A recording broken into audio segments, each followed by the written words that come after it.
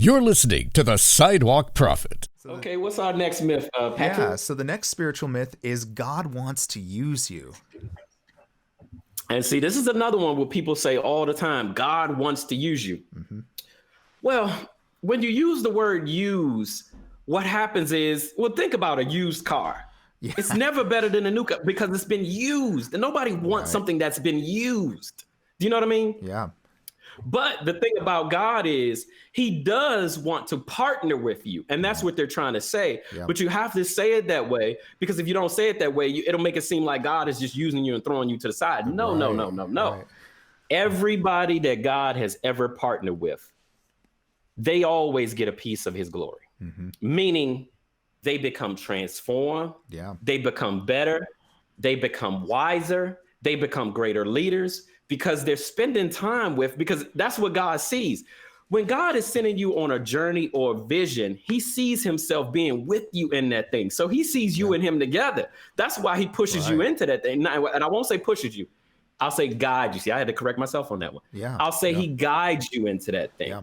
The reason why he guides you into it, because he intends to transform you. Yeah. He intends to make you 10 times better than you ever been before. He intends to increase your money so that you can afford to pay for this thing. That is his thing. When you have walked with God, you're supposed to look like you have been with the Most High God. Yeah. And that's what his intention is in any journey. Yeah, so that's all I had to say on that one. Man, that's one that hits home a lot, because I've heard that, ever since I was a young boy, hearing like, oh, God's going to use you. And I mean, words have really heavy meaning. I mean, you could look at that as a positive way or in a negative way. Like, what, God's going to use me up. He's going to drink me like I'm, like a water bottle and just toss me to the side, that's really powerful. And so on that same subject, it's like nobody, like even when the disciples were with Jesus,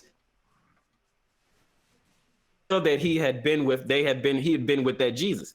They had been with Jesus for that time, and the people could tell that they had been with Jesus. Manifestation.